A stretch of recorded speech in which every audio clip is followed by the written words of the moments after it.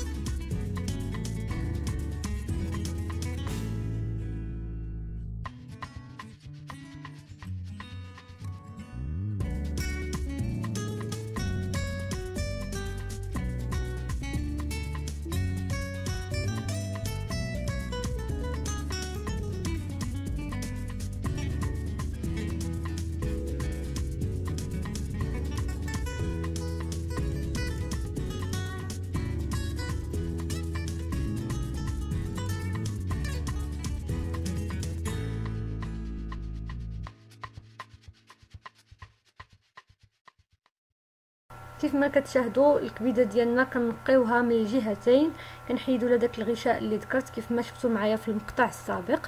دابا كنكونوا يعني شعلنا الفاخر ولا الفحم. راني غادي نشارك معكم يعني الفيديو كيفاش تشعلوا الفحم بطريقه صحيه وسهله وسريعه. غادي نخلي لكم رابط الوصفه في صندوق الوصف. وغادي نشويو الكبده ديالنا من الجهتين. بالنسبه لعندي انا هاد الكبده كان الحجم ديالها يعني صغير، ما احتاجيت انني نقطعها ولا نقسمها، لان كيف ما قلت صغيره. الا كانت كبيره الكبده تبارك الله قسموها باش يعني تجيكم مشويه مزيان. كنشويوها من الجهتين بلا ما كنحرقوها. وغادي تشوفوا معايا التتمه ديال المكونات. كنحتاجوا الشحمه كيف ما كتشاهدوا. هاد الشحمه هذه اللي كنسميوها الرده، كتكون بحال الرده بيضه بحال الثلج. ضروري ما انكم تنشفوها، يعني كتنشر في الظل حتى كتجف تماما وما كيبقاش فيها الماء. عاد غادي نخدموا بها. وغادي نحتاجوا ديك الكبيده اللي شوينا كيف ما كتشاهدوا. كنقطعوها طريفات صغار. اللي بانت لنا مازال فيها الدم في الداخل غادي نردوا الطريفات يتشواو من الجهات اللي فيهم يعني بقى الدم بهذا الشكل هذا، يعني من الجهتين بجوج، لان كتبقى شويه من الوسط خصوصا الا كانت الكبده غليظه. اما الا كانت رقيقه وبنت لكم من الداخل ناشفه ما تحتاجوش انكم ترجعوا تشويوها يعني هذه المره، هذه المره الثانيه.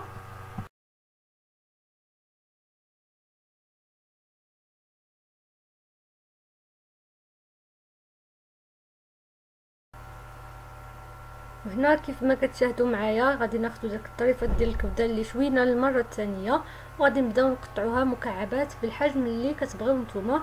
يعني قداش كتبغيو داك الحبات ديال البولفاف، ولكن من الافضل ما ترققوش بزاف باش ما كتقصاحش ملي كنعاودو نشويوها.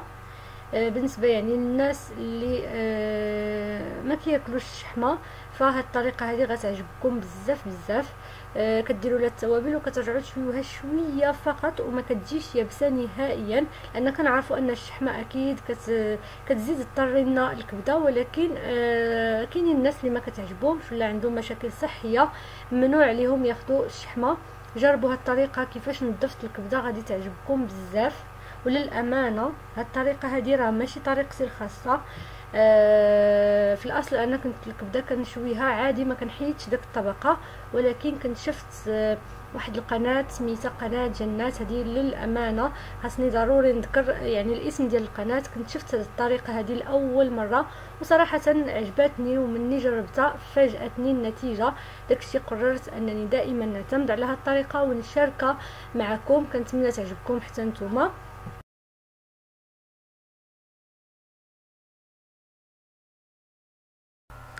وبالنسبه من بعد ما كنقطعوا الكبده، التوابل انا ما كنكثرش التوابل، كندير الكمون وكذلك كندير الفلفل الاحمر يعني الحلو التحميره، وبعض المرات كنزيد حتى الفلفل الاحمر الحار يعني السودانيه. وما كنديرش الملح كنخليه حتى يعني الوقت ديال التقديم الكبده كتجي افضل. الا كنتو كتبغيو يعني الملحه ديروها من الاول تقدروا تضيفوها في هذه المرحله هذه، لكم الاختيار. وما كنديرش حتى شي توابل اخرى، كنبغي نخلي يعني الكبده يجي المذاق ديالها باين، ما يجيش العطريه هي اللي طاغيه. غادي نبداو نعمروا داك البولفاف ديالنا. غادي نحتاجوا القطبان، اما القطبان ديال العاديين ديال الاينوكس ولا ديال الحديد ولا هادو ديال الخشب. الا كنتو غادي تستعملوا هادو ديال الخشب ضروري ترقدوهم في الماء على الاقل 3 ساعات جيدا، باش ملي كتجيو تشويو هاد يعني الكبده ما كيتحرقوش العويدات. بالنسبه لعندي ما كانش عندي وقت داكشي غادي يتحرقوا لي شويه هاد العويدات هادو، ضروري ترقدوهم مزيان في الماء. بالنسبه للطريقه وهذه المعلومات اللي قدمت راه بالاخص كنعطيوها للمبتدئات، لان تبارك الله المراه المغربيه راها عارفه هاد التفاصيل هذه، ولكن كاينين معنا اخوات مبتدئات كنأكد على المساله كيبغيو يعرفوا بحال هاد الشيء هذا. بالنسبه للطريقه ديال البولفاف فكناخذوا داك الطريفه ديال الكبده وكنبداو كنلفوهم بدوك الاشرطه ديال الشحمه اللي سبق لي وشاركتها معكم بهذا الشكل هذا، وكنبداو نعمروا في داك القطيبات.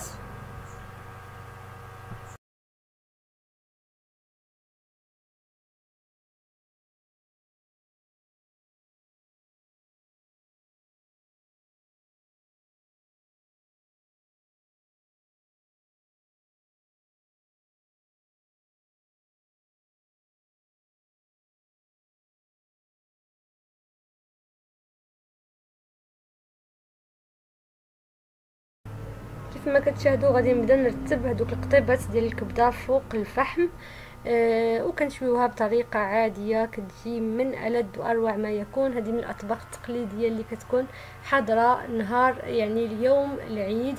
الله يدخلوا علينا وعليكم كيف ما قلت بالصحه والسلامه، وكنتمنى تجربوا الطريقه ديال الكبده ولا ديال البولفاف بهذا الشكل هذا، كتجي مميزه جدا.